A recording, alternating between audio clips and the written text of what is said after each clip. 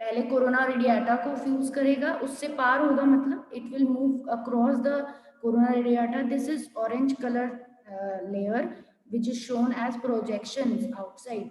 Balloon balloon से जो दिख रहे हैं ये कोरोना रेडियाटा है.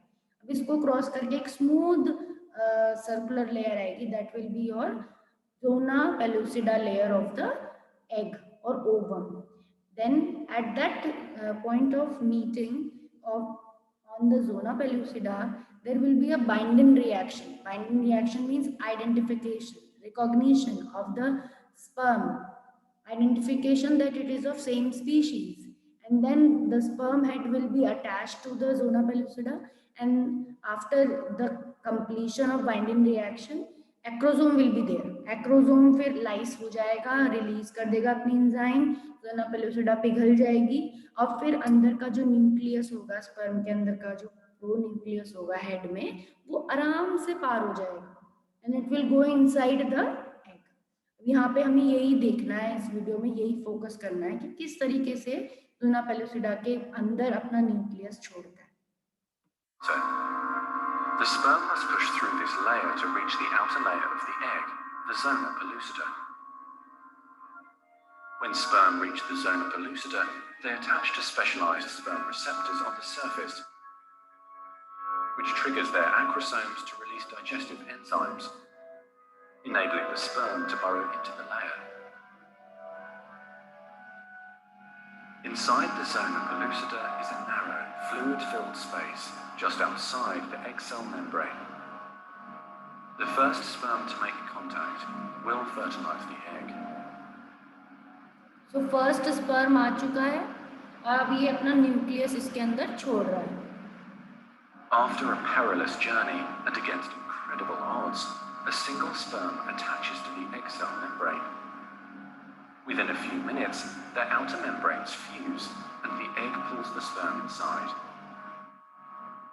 This event तो आउटर मेम्ब्रेन फ्यूज हो गई तो हेड अंदर चला गया स्पर्म का. causes changes in the egg membrane that prevent other sperm from attaching to it.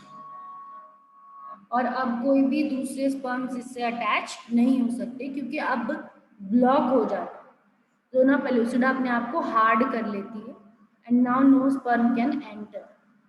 Next, the egg releases chemicals that push other sperm away from the egg. Cortical granules निकलने लगते हैं. अब ये जो बर्स्ट हो रहे हैं, कॉर्टिकल ग्रैन्यूल्स निकल रहे हैं, तो ये दूसरे स्पर्म्स को क्या कर देगी, डिस्ट्रॉय करेगी. Create an impenetrable fertilization membrane. As the reaction spreads outward, और एक फर्टिलाइजेशन मेम्ब्रेन बन जाती है. फर्टिलाइजेशन मेम्ब्रेन मतलब फर्टिलाइजेशन कंप्लीट हो चुका और सॉलिडिफाई हो जाती है, एक पूरी लेयर एक बन जाती है जो कवच की तरह होती है कि अब कोई और स्पर्म अंदर नहीं आ सकता. The zona pellucida hardens, trapping any sperm unlucky enough to be caught inside. Outside the egg, sperm are no longer able to attach to the zona pellucida. Meanwhile, inside the egg, the tightly packed male genetic material spreads out. तो अब ये genetic material जो nucleus अंदर गया है उसका chromatin fibres निकल रहे हैं, उसके क्रोमोसोम्स के जो भी फाइबर्स हैं वो लूज हो रहे हैं और जो सेंट्रियोल्स आए हैं, तुमने देखा जब एक आगे आगे तो न्यूक्लियस आया, पीछे पीछे दो सेंट्रियोल्स आए थे. ठीक है, तो सेंट्रियोल्स भी यहाँ पर रोल प्ले करेंगे फर्टिलाइजेशन के बाद. A new membrane forms around the genetic material, creating the male pronucleus. Male pronucleus बन जाता है. वो सब जो टैंगल थ्रेड थे वो अपने आप को क्रोमोसोम्स में बदल लेते हैं और एक मेम्ब्रेन भी बन जाती है मेल प्रोन्यूक्लियस. ऐसे ही फीमेल प्रोन्यूक्लियस भी बनेगा. Right, the genetic material reforms into 23 chromosomes. The female genetic material, awakened by the fusion of the sperm with the egg, finishes dividing, resulting in... और अब फीमेल का न्यूक्लियस अपनी division complete करता है, मतलब अब वो मियोसिस सेकंड कर रहा है आफ्टर फर्टिलाइजेशन, क्योंकि फर्टिलाइजेशन के बाद ही उसमें सेकंड डिवीजन होगी, उससे पहले उसमें सेकंड डिवीजन नहीं होगी. ठीक है, फर्टिलाइजेशन के बाद ही सेकेंड डिवीजन होती है, और अब एक पोलर बॉडी बनती है और अब ऊटेड बनता है, अब फीमेल न्यूक्लियस या फीमेल ऊटेड बनता है finally. The female pronucleus, which also contains 23 chromosomes. As the male and female pronuclei form, spiderweb-like threads called microtubules pull them toward each other. The two sets of chromosomes join together, completing the process of fertilization. At this moment, a unique genetic code arises, instantly determining gender. और इसके बाद एक unique code बनता है जिसमें 23 father से chromosome attach हो जाते हैं और 23 मदर से आ जाते हैं, और एक नया जाइगोट और नया यूनिक इंडिविजुअल बनता है जो ऑफस्प्रिंग होता है। Hair color, eye color, and hundreds of other characteristics. This new single cell, the zygote, is the beginning of a new human being. And now the cilia in the fallopian tube gently sweep the zygote toward the uterus, where he or she will plant in the rich uterine lining. और अब ये egg के fallopian tube जो होती है, fallopian tube से role होता हुआ ये अब ये यूट्रस की तरफ मूव करने लगता है। जाइगोट बन चुका है अब ये, और अब ये यूट्रस की तरफ जाने लगता है। Growing and maturing for the next 9 months until और यूट्रस के तरफ जाते जाते ये डिवाइड भी होता रहता है, फर्स्ट क्लीवेज, सेकंड क्लीवेज, मतलब इसके अंदर अब ये जो जाइगोट बना है माइटोसिस होती रहती है। अब तो इसमें डिप्लॉइड आ ही गया, 23 फादर से आ गया, 23 मदर से आ गया, तो अब इसमें माइटोसिस होने लगती है, सिंगल से डबल सेल, डबल से 4 सेल्स, 4 से 8 सेल्स, ऐसे 2 की पावर में बढ़ता है। Number of divisions raise to the power 2 means अगर फर्स्ट डिवीजन है तो 2 की पावर 1 यानी कि 2 सेल्स बन गए, सेकेंड डिवीजन है तो 2 की पावर 2 यानी 4 सेल्स बन गए, थर्ड डिवीजन है तो 2 की पावर 3, तो जो number of division will be go in N, N means exponent, और उतने सेल्स बनते जाते हैं, 8 से 16, 16 से 32, 32 से 64, ऐसे करके आगे आगे बढ़ता जाता है। एंड ये एम्ब्रियो बनने लगता है, क्या बनने लगता है? एम्ब्रियो, साथ साथ ये यूट्रस तक पहुंच जाता है, मोरुला ब्लास्टुला स्टेज तक पहुंच जाता है। अब ब्लास्टुला स्टेज की इम्प्लांटेशन होती है। for birth.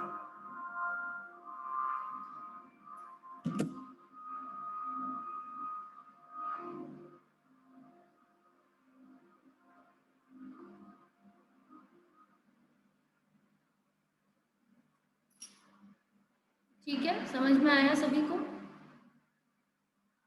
बहुत ही सिंपल से तरीके से इसमें समझाया हुआ था, आई होप आपको सबको समझ में आया होगा।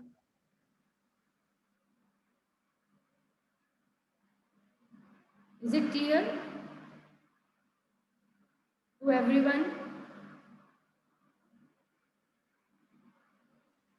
Yes, ma'am.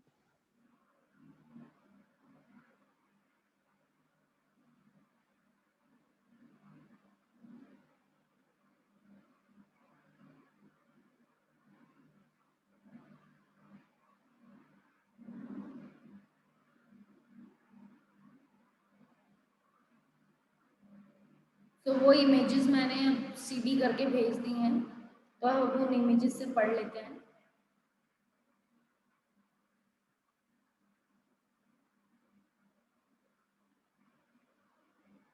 आप पढ़ना उसको, मैं शेयर कर रही हूँ आपको screen, any one of you will read from this, ठीक है? Start reading. ये उस पैराग्राफ के बाद वाला पैराग्राफ है कि फर्टिलाइजेशन की डेफिनेशन हो गई थी कि haploid nucleus of the female will fuse with the haploid nucleus of the male and become a zygote, that is we called that fertilisation. अभी भी हमने देखा कि जो एग है उसके अंदर क्या बना, मियोसिस 2 हुई, मियोसिस 2 के अंदर फीमेल प्रोन्यूक्लियाई बना, और फीमेल प्रोन्यूक्लियाई एग के अंदर ही आफ्टर जब मेल का जो स्पर्म था वो एंटर कर चुका था, जब मेल का स्पर्म का हेड फ्यूज हो गया था, तो यहाँ पर अगर मेल प्रोन्यूक्लियाई था और ये एग के अंदर ही है, एग बहुत बड़ा सा सेल होता है, एग के अंदर अगर मेल प्रोन्यूक्लियाई है तो दूसरी तरफ फीमेल प्रोन्यूक्लियाई था, दोनों दोनों के अंदर अपना अपना 23 क्रोमोसोम्स थे और इन दोनों का फ्यूजन हुआ था and then we get one cell which was zygote. ठीक है, दोनों के न्यूक्लियस फ्यूज हो गए, एक सेल बन गया था जाइगोट। तो हमें यहाँ तक तो इससे पिछले पैराग्राफ में समझ लिया था कि this is fertilisation, fusion of both the nuclei.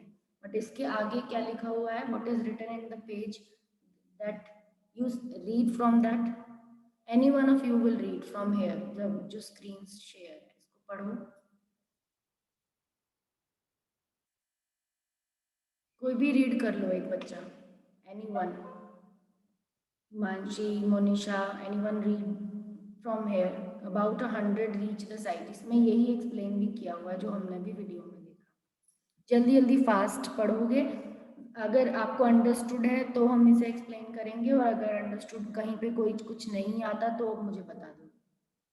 ठीक है, रीड करो, जोर से पढ़ना है क्योंकि मुझे भी सुनना है। कोई भी एक रीड कर लो, एनी वन।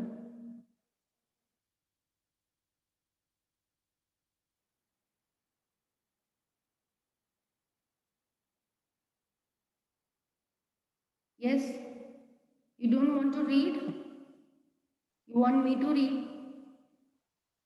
बताओ। आप पढ़ना नहीं चाहते हो?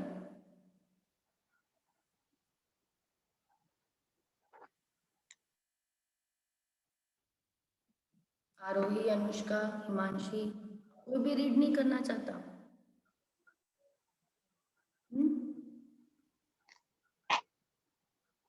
मैम कहाँ से रीड करना है ये? पैराग्राफ आप। मैम इमेज इमेज थोड़ी ब्लर दिख रही है मेरे को। अच्छा, तो मैं पढ़ती हूँ, फिर कोई नहीं पढ़ रहा तो क्या कर सकते। About 100 reach the site and can survive 1 to 3 days।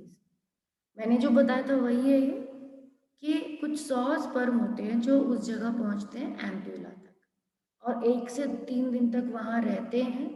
Chances fertilisation के 1-2 days के बीच में ही होते हैं, क्योंकि the contraction of uterus and fallopian tube propels the sperm forward and it may reach the fallopian tube in 5 minutes। और fallopian tube uterus की contraction इतने strong होते हैं कि उसे 5 मिनट्स में fallopian tube में पहुंचा देते हैं। The egg from the mature graphene follicle is received by the fimbriae and cilia and sent to the fallopian tube। वहीं अगर पहले से fallopian tube में एग नहीं प्रेजेंट था तो 14th डे पे वो एग आएगा वहाँ और fallopian ट्यूब की फिम्बरी उसे अंदर की तरफ लेंगी। और अगर लकीली उसी टाइम के दौरान मीटिंग हुई है तो वहाँ पर स्पर्म भी fallopian ट्यूब में प्रेजेंट होंगे, तो there will be chances of fertilisation. So not every mating is a fertilization. This is the thing, this is line is written in the NCERT। What does that mean? Because fertilization simultaneously होना चाहिए during at the near time of ovulation। Ovulation के कुछ ही time में, मतलब 2 ही दिन होते हैं जिस टाइम पे ओव्यूलेशन हुआ है, उन्हीं 2 दिनों में फ्यूजन के चांसेस होते हैं वरना नहीं होते। तो फर्टिलाइजेशन, हर मेटिंग फर्टिलाइजेशन इसी वजह से नहीं हो पाती। क्लियर? सो 100 एग पहुंचे हैं फेलोपियन ट्यूब तक और मैच्योर ग्राफिन फॉलिकल ने भी अगर एग रिलीज किया है, सेकेंडरी ओसाइट रिलीज किया, तो वो भी फेलोपियन ट्यूब में आएगा। एंड पैराग्राफ में आगे लिखा है the egg is in secondary oocyte stage with the second meiosis division in progress. अब वो 72 आवर्स तक वहाँ रह सकता है but can be fertilised only in the first 24 hours. रहता 72 आवर्स तक है एग, बट अगर फर्टिलाइजेशन पहले 24 घंटे में हो गया तो हो जाएगा वरना नहीं हो पाएगा। If copulation occurs at the correct time, the egg gets surrounded by many sperm। अगर उस टाइम पे कॉपुलेशन हो गई, मेटिंग हो गई, तो वो फिर सराउंड हो जाएगा एग स्पर्म से और फिर क्या होगा, तभी फर्टिलाइजेशन हो जाएगी। कैपेसिटेशन ऑफ स्पर्म्स, कैपेसिटेशन क्या है प्रोसेस का? स्पर्म जो मैंने आपको बताया था मैच्योर होना या स्पर्म जो ज़्यादा हाइपर एक्टिव होते हैं, तो वो प्रोसेस यहाँ पे लिखा हुआ है, it is the process of making sperm capable of fertilising the egg. This is done by secretion of female genital tracts which alter or remove certain molecules from the surface of the sperm. तो ये कुछ उसी secretions की वजह से active हो पाता है स्पर्म जो फीमेल रिप्रोडक्टिव ट्रैक्ट रिलीज करती है, अदरवाइज वो नहीं एक्टिव हो पाएगा. इवेंट्स ऑफ फर्टिलाइजेशन, अब कुछ रिएक्शंस के स्टेप्स दे रखे हैं इवेंट्स के फॉर्म में कि ये इवेंट्स होते हैं फर्टिलाइजेशन के वक्त. सबसे पहला इवेंट है chromosome reaction. Secondary oocyte is surrounded by zona pellucida and corona radiata. हमें पता है सेकेंडरी oocyte के ऊपर दो लेयर्स हैं, अंदर वाली जोना पेलुसिडा, बाहर वाली corona radiata. When the sperm binds to a receptor on zona pellucida, जब वो कोरोना रेडिएटा को क्रॉस करके जोना पेलुसिडा पे पहुंचता है तो एक रिसेप्टर से अटैच होता है और फिर एक्रोसोम उसका हाइड्रोलाइटिक एंजाइम रिलीज करता है जिसको कहते हैं स्पर्म लाइसिन, जिसके अंदर यहाँ पर 3 नाम दे रखे हैं. हाइयल यूरोनिडेज नाम की एंजाइम जो हाइयल यूरोनिक एसिड फॉलिकुलर सेल्स के हाइयल यूरोनिक एसिड्स को खत्म करती है, ये डाइजेशन के लिए जरूरी है. देन कोरोना पेनिट्रेटिंग एंजाइम जो कोरोना रेडिएटा को खत्म करती है. देन एक्रोसिन जो डाइजेस्ट करता है जोना पेलुसिडा को. ठीक है, तो 3 तरीके की एक्रोसोमल रिएक्शन के 3 तरीके के एंजाइम निकलते हैं और इस पूरे को एक्रोसोम रिएक्शंस कहते हैं. एंड कैल्शियम इसमें बहुत इंपॉर्टेंट रोल प्ले करता है. Optimum pH and Mg+2 concentrations और टेम्परेचर भी प्रॉपर होना चाहिए तब अगर फर्टिलाइजेशन होगी. Binding of sperm to egg includes depolarisation of egg plasma membrane. और स्पर्म का बाइंड होते ही प्लाज्मा मेम्ब्रेन कैसी हो जाती है, डीपोलराइज हो जाती है, which prevents the entry of additional sperm. जो एडिशनल स्पर्म की एंट्री को क्या कर देती है, रोक देती है, यानी ब्लॉकिंग करना. आपने देखा वीडियो में भी देखा कि जैसे ही पहला फर्स्ट स्पर्म फ्यूज हुआ था तभी कॉर्टिकल रिएक्शन होने लगे थे, यानी कि जोना पेलुसिडा कुछ बाहर की तरफ रिलीज करने लगी थी. कॉर्टिकल ग्रेन्यूल्स बोलते हैं उनको. वो भी दूसरे स्पर्म्स को अंदर आने नहीं देते, उन्हें किल करते हैं. After fusion of egg plasma membrane लिखा हुआ है नीचे, and sperm egg show cortical reactions. Second number वाले पॉइंट में ये एग कॉर्टिकल रिएक्शन शो करेगा जिसमें कॉर्टिकल ग्रेन्यूल्स जो कि प्लाज्मा मेम्ब्रेन में होंगे एग के, वो फ्यूज हो जाएंगे fuse with it and release enzyme between the, और रिलीज कर देंगे एंजाइम्स को between the plasma membrane and zona pellucida. These enzymes harden the zona pellucida and block polyspermy. ये एंजाइम क्या करती हैं, जोना पेलुसिडा को हार्ड करती हैं ये सब एंजाइम्स कॉर्टिकल रिएक्शंस वाली, और पॉलीस्पर्मी को भी ब्लॉक करती हैं. Entry of sperm, the egg of fertilization cone. अब ये वाला पॉइंट हमारा दूसरी इमेज में होगा, इसके नीचे वाली इमेज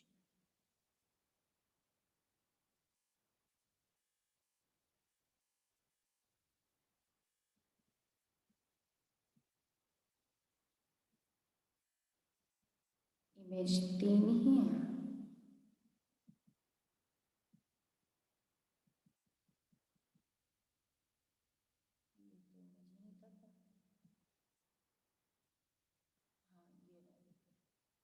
कॉर्टिकल रिएक्शन के बाद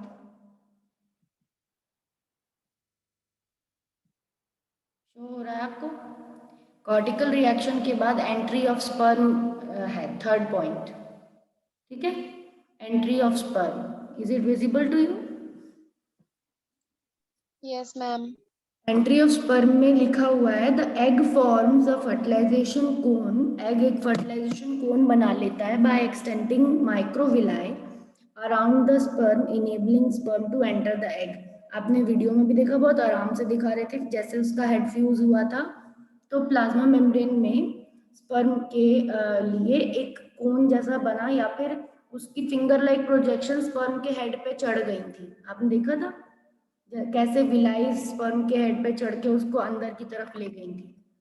तो यही बात हो रही है एंट्री ऑफ स्पर्म में. क्या बोल रही है कि एग बनाता है एक फर्टिलाइजेशन कोन और विलाइज अपनी माइक्रोविलाइज एक्सटेंड करता है स्पर्म के चारों तरफ, जिससे स्पर्म एंटर कर देता है एग के अंदर. क्लियर हुआ?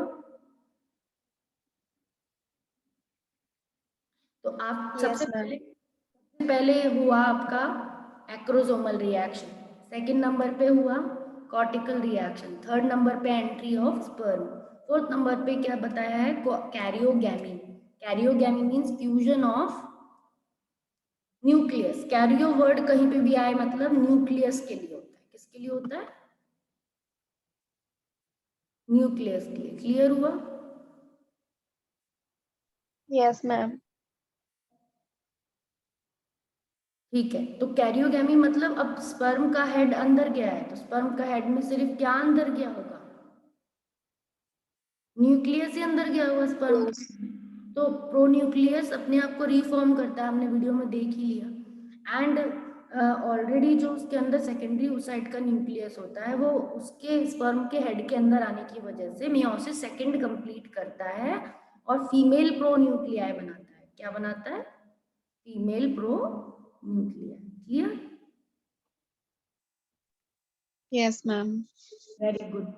सो अब इसके बाद हम ये देखेंगे कि at this point the second polar body, इसमें कैरियोगेमी में देखेंगे sperm entry stimulate the secondary oocyte to complete meiosis 2। जो मैं आपको बता रही थी वही चीज यहाँ लिखी हुई है। स्पर्म एंट्री जैसे ही हो जाती है तो मियोसिस 2 कंप्लीट हो जाती है and mature haploid ovum and a second polar body, head of the sperm containing the nucleus separates from the middle piece and tail forms the pronucleus। ठीक है, तो यहाँ पर स्ट्रक्चर हेड अलग हो जाता है, टेल मिडल पीस बाहर रह जाते हैं और मेल प्रोन्यूक्लियस अंदर की तरफ बन जाता है प्लाज्मा मेम्ब्रेन के अंदर।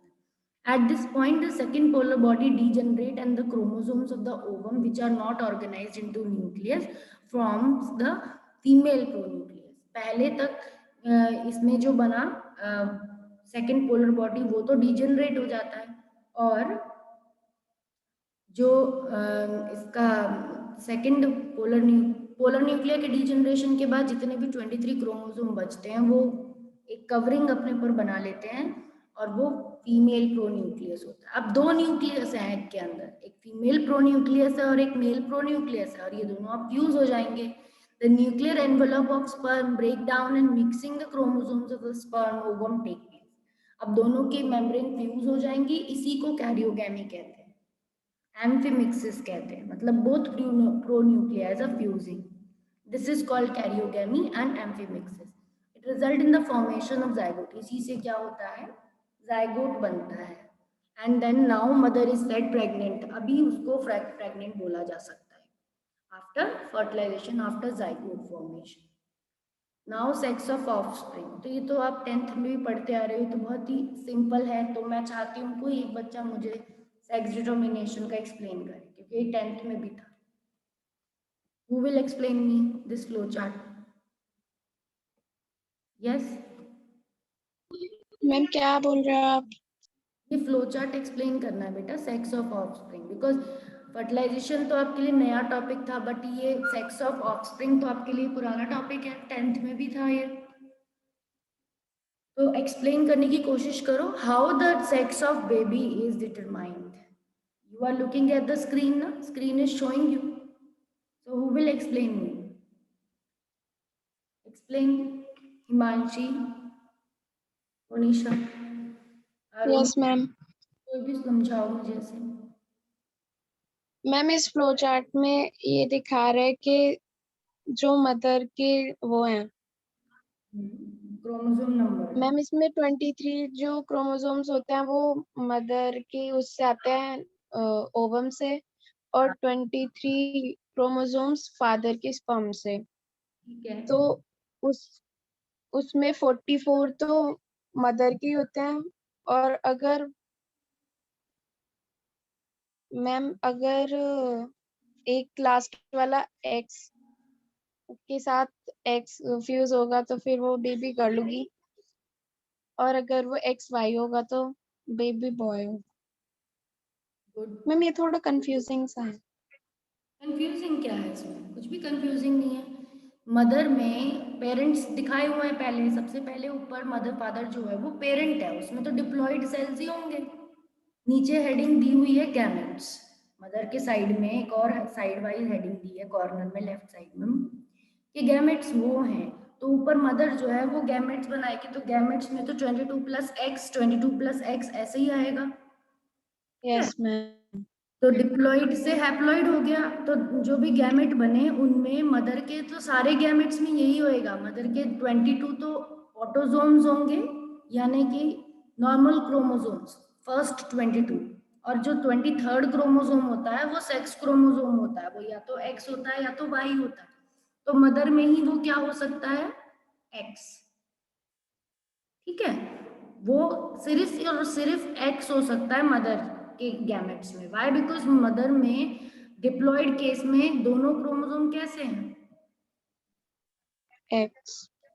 हाँ, क्योंकि मदर में दोनों एक्स क्रोमोसोम होते हैं। एक्स क्रोमोसोम का पेयर होमोलोगस पेयर है मदर में, बट फादर में क्या है, जो सेक्स क्रोमोसोम का पेयर है उसमें दो डिफरेंट क्रोमोसोम है, एक एक्स है और दूसरा वाई है। वाई। तो जब भी वो गैमेट बनाएगा तो 50% the male will form X containing gamete and other 50% sperm will be Y containing. Y. मतलब उसमें 23rd क्रोमोसोम मेल के स्पर्म्स में आधे में तो एक्स वाला होगा और आधे में वाई वाला होगा, आधे स्पर्म्स में। इसीलिए जो बेबी होता है वो गर्ल और बॉय 50% चांस होता है बस। वो बॉय भी, जो बॉय है वो गर्ल भी हो सकता था अगर अगर वाई कंटेनिंग स्पर्म फ्यूज होके ना होके एक्स कंटेनिंग स्पर्म फ्यूज हुआ होता। क्लियर? तो बस एक चांस इवेंट होता है ये, यस। कोई बड़ी बात नहीं है किसी का बॉय होना या किसी का गर्ल होना, बस एक चांस इवेंट है कौन सा स्पर्म ने पहले फ्यूज किया है। देन इसी वजह से जो अब गैमेट तो बन गए, गैमेट बनने के बाद अब जो जाइगोट बनेगा उसके पास भी 50% चांस है कि फीमेल के तो सारे एक्स कंटेनिंग एग ही होंगे, female will only produce x containing eggs. तो एग को अब चांस, किसके पास ये डिटर्मिनेशन है कि बच्चा किसकी वजह से बॉय होता है या किसकी वजह से गर्ल होता है बच्चा? फादर पे डिपेंड करता है। क्यों? क्योंकि फादर ने ही दो डिफरेंट तरीके के बनाए हैं गैमेट, मदर ने नहीं बनाए। फादर ही रिस्पॉन्सिबल है क्योंकि फादर के आधे गैमेट एक्स हैं और दूसरे आधे गैमेट वाई हैं। तो इस वजह से उसका कौन सा स्पर्म फ्यूज होता है उससे उसका बच्चा बनता है। तो इसकी वजह से एक्स एक्स 44 अगर एक्स एक्स वाला होगा, मतलब अगर मेल का एक्स वाला स्पर्म फ्यूज हुआ फीमेल के एग से तो the child will be girl, और अगर मेल का वाई वाला स्पर्म फ्यूज होगा, if the male Y sperm will fuse, तो गर्ल की जगह, यहाँ पे देखो ये वाई वाला फ्यूज हुआ है, ठीक है, तो वाई वाला फ्यूज हुआ है तो क्या बना है, ये एक्स वाई बॉय बन गया, फादर की तरह बन गया ना ये 44 प्लस एक्स वाई, तो मेल मेल चाइल्ड बन गया उससे। ठीक है, अदरवाइज मैम एक्स वाला करता तो गर्ल चाइल्ड बनता, ये गर्ल चाइल्ड है,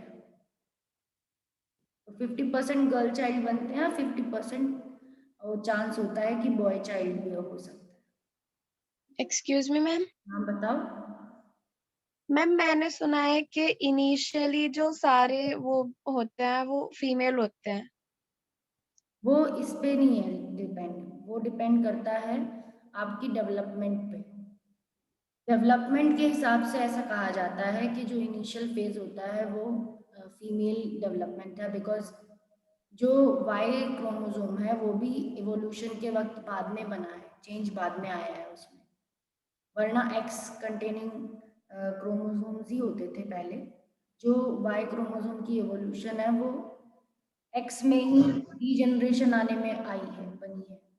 और प्लस जो डिफॉल्ट बाय डिफॉल्ट स्टेज है, बाय डिफॉल्ट स्टेज डेवलपमेंट के रिस्पेक्ट में बोली जाती है ये, और इससे किसी का रिलेशन नहीं है, सिर्फ और सिर्फ डेवलपमेंट के बेसिस पे कि जो नॉर्मल केस है वो फीमेल है, और अगर जो भी उसमें डिफरेंसेस लाता है उस सेक्स में तो वो वाई क्रोमोसोम ही लाता है, और उसी स्ट्रक्चर को फिर वो मेल स्ट्रक्चर्स में बदल देता है।